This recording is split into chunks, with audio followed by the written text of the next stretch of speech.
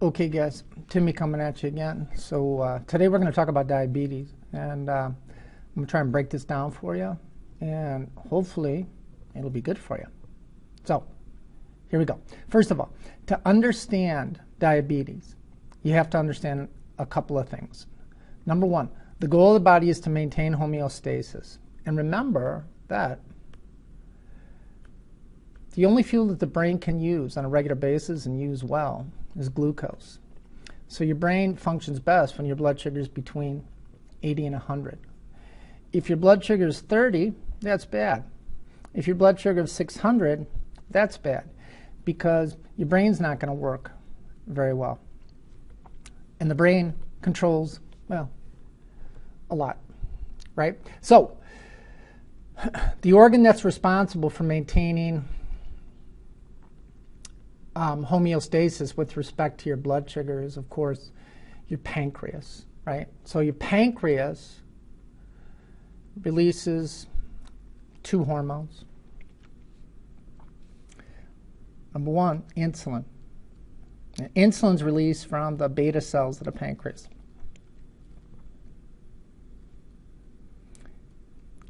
And insulin hormone. So what do hormones do?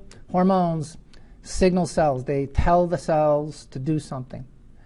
And insulin's released when your blood sugar is elevated. So if it's released when your blood sugar is elevated, watch it. Insulin's job, its job is to lower your blood sugar. Now, if you watch my little video on the functions of insulin, we should be straight with this. So make sure that you do. If you don't, turn this video off and then go watch the functions of insulin. That will help you better understand. The other hormone that is released by the pancreas is glucagon. And glucagon is the antithesis. Nice. It is the opposite of insulin. So if insulin is released when your blood sugar is high and it will lower your blood sugar, glucagon is released when your blood sugar is low. And what's glucagon going to do? Glucagon is going to raise your blood sugar. And glucagon is released from the alpha cells of the pancreas. A couple of things. And if you get this, it'll make complete sense. Number one, insulin lowers your blood sugar, glucagon raises it. So should there ever be a time in normal physiology when you have both insulin and glucagon in your bloodstream? Right. Good answer. Nope. So watch. If insulin's around, that will inhibit the release of glucagon. And if glucagon's around, that will inhibit the release of insulin. And that makes perfect sense. So insulin released when your blood sugar is high, glucagon when your blood sugar is low. All in an attempt to maintain that blood sugar between 80 and 100. Why? Because your brain works best. Now watch, watch, watch. Who's watching? There are some times when your blood sugar can drop critically low. Yeah, that's right. That's good spelling. Critically low, right? And if you're a type 1 diabetic, that means you're insulin requiring. You need to take insulin every day. This is what doctors worry about.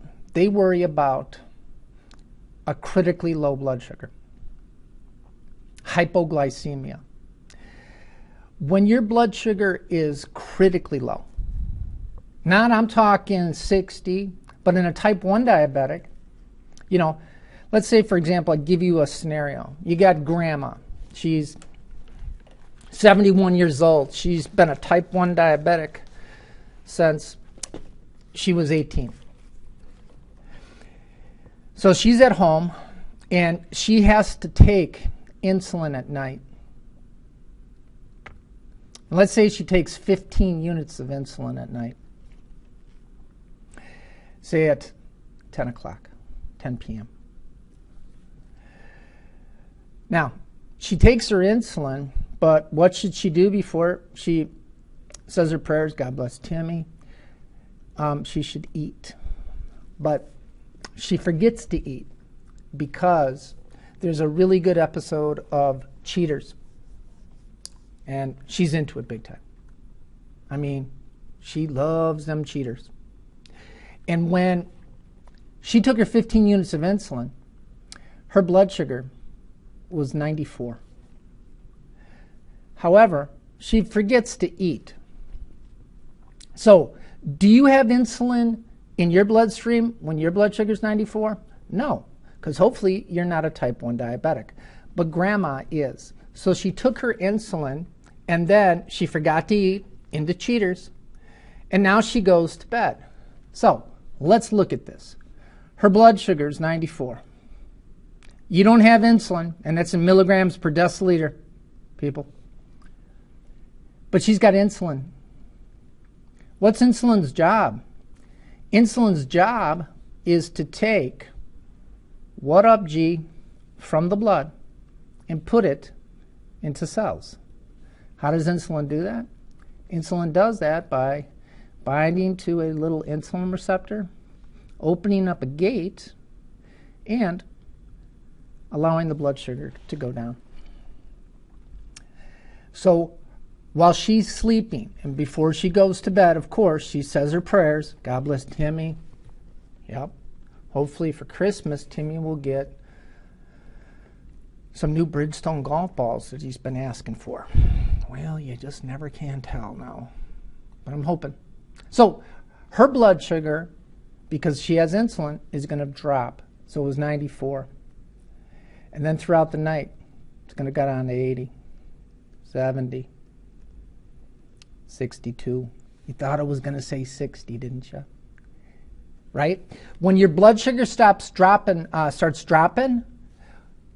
what could raise it? Glucagon. But we got a problem. You got insulin in your system. Grandma does. And what did I just tell you? Never forget it.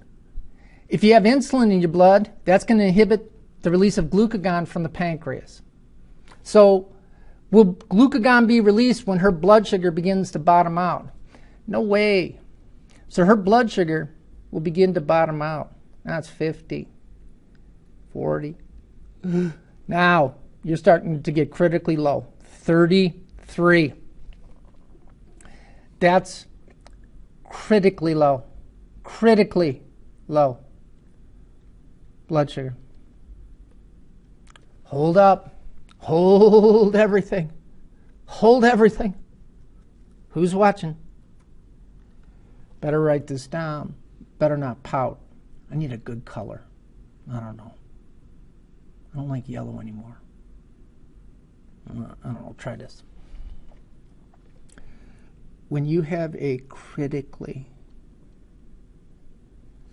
low blood sugar,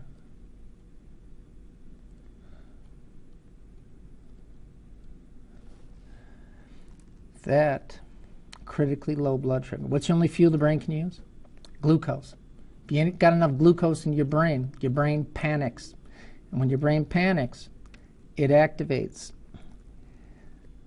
the sympathetic nervous system. Now look, and this is where that critical thinking stuff comes in. And if you just like follow the pattern, follow the little loop. Why was the sympathetic nervous stimulated? Why was the sympathetic nervous stimulated? It was stimulated because your blood sugar was critically low. So the sympathetic nervous system is stimulated to increase your blood sugar. That's why, right? So what's the hormone associated with sympathetic stimulation? If you don't know this, and you were in my class, I would tell you that I'm going to mark your whole life wrong. As a matter of fact, I will come to your house and knock on your door and tell you personally, I'm marking your whole life wrong. And you don't want that. So the sympathetic nervous system got stimulated because your blood sugar was low. Your sympathetic nervous system innervates a gland called the adrenal gland. And the adrenal gland releases the hormone associated with the sympathetic nervous system called epinephrine, adrenaline. So the sympathetic nervous system is going to be stimulated. Why? Your blood sugar was low. The purpose of it being stimulated is in an attempt to raise your blood sugar. Better write this down. Epinephrine, the hormone of the sympathetic nervous system, in order to exert its effect on cells, has to bind, epinephrine has to bind to receptors called beta receptors. And you have beta 1 in your heart. You have beta 2 in your lungs. And you got beta 3 in your kidneys. Watch. Sympathetic nervous stimulated because your blood sugar is critically low. Where do you store extra glucose? You better know this. You store extra glucose primarily in your liver as glucose chemically bonded together and stored with a little wah-wah. That glucose chemically bonded together and stored with water is called glycogen. That's the stored form of glucose. The stored form of glucose is called glycogen, and you use that in times when your blood sugar is low or you're not eating, right? You're not going to believe this, but embedded in liver cells are receptors called beta 3 receptors. And when your blood sugar got critically low, that activated the sympathetic nervous system, which caused the release of the hormone epinephrine into the blood. When epinephrine binds to beta 3 receptors on the liver, not going to believe this, it's going to cause glycogen to be broken down to glucose. And that is going to cause glucose to go from the blood to raise your blood sugar. Can you believe it? You're not going to believe this. But you know what's in a fat cell? Fat.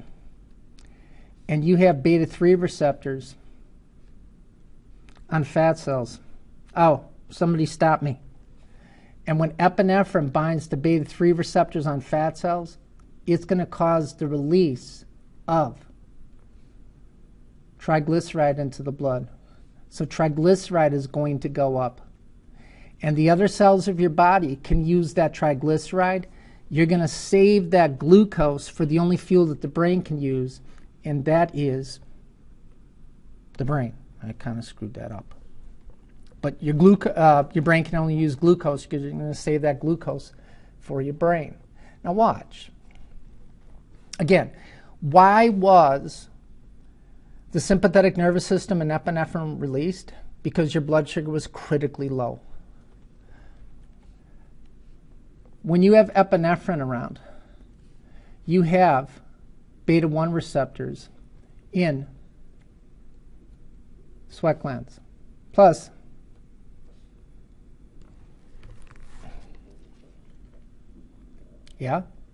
where do you have beta 1 receptor in the heart,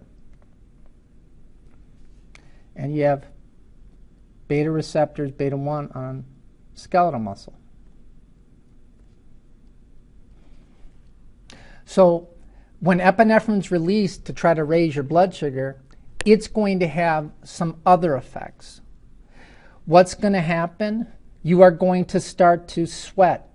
I mean profusely. So these people, it's like they're sitting there, and all of a sudden they get a little confused, and then the sweat starts pouring off of them, and they're diabetic. You better check their blood sugar. So they will begin to sweat. crazy, right? What does epinephrine do to your heart rate? The heart rate's going to go up. They're going to become tachycardic. Muscles, epinephrine binds there. They are going to be shaky. Now, those are the effects of epinephrine. Brain. What's the only fuel the brain can use?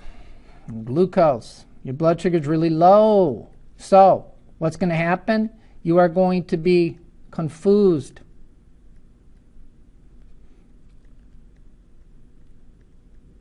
Slurred speech. They'll act like they're drunk. They'll be unbalanced. Yeah? They will be anxious.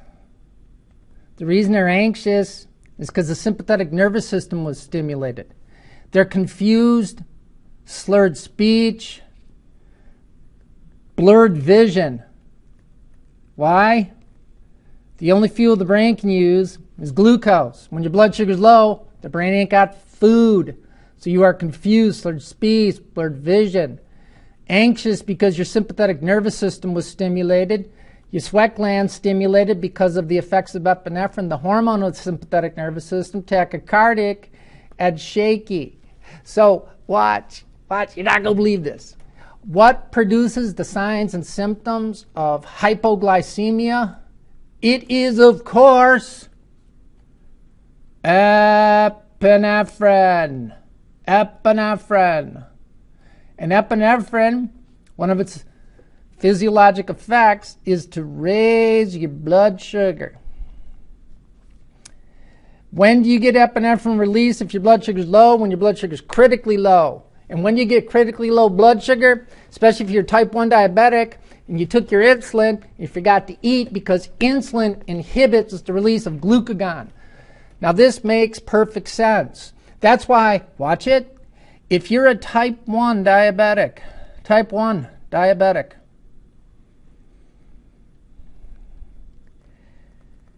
beta blockers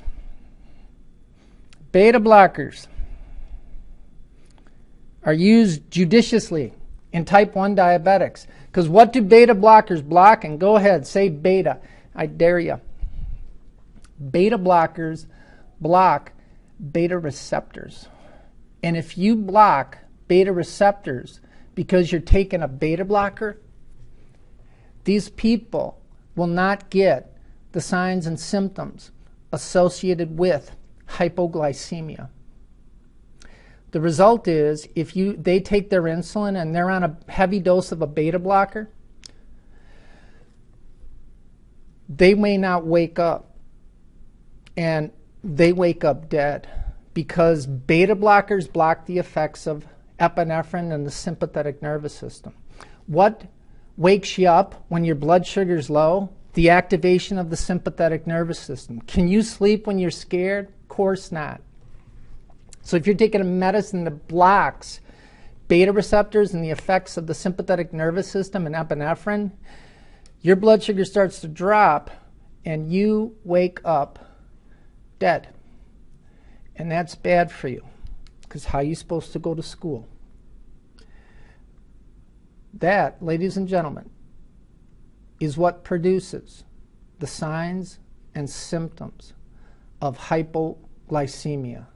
Another real cheap, easy way to remember it. But here's the thing, and there's no getting around this. Look, if you learn this, and it took me 20 minutes to explain it to you, and it's not that difficult, right? These are the signs and symptoms of hypoglycemia, how you'll probably end up learning them, and it's sad. And that is, how is it? Cold and clammy. Need some candy. Right? Low blood sugar. Cold and clammy, right? Sweaty, epinephrine. You get cold. They're cold because, epinephrine causes massive arterial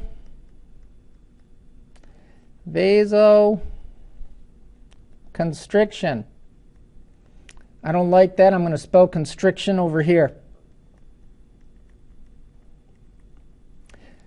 So if you cut off blood supply to your arms and legs, right, they will become cold. You get sweaty because epinephrine stimulates sweat glands to produce sweat. Think about when you're scared, right? You start to perspire. There you have it. Those, ladies and gentlemen, are the explained version of the signs and symptoms of hypoglycemia. Thank you, thank you, thank you very much.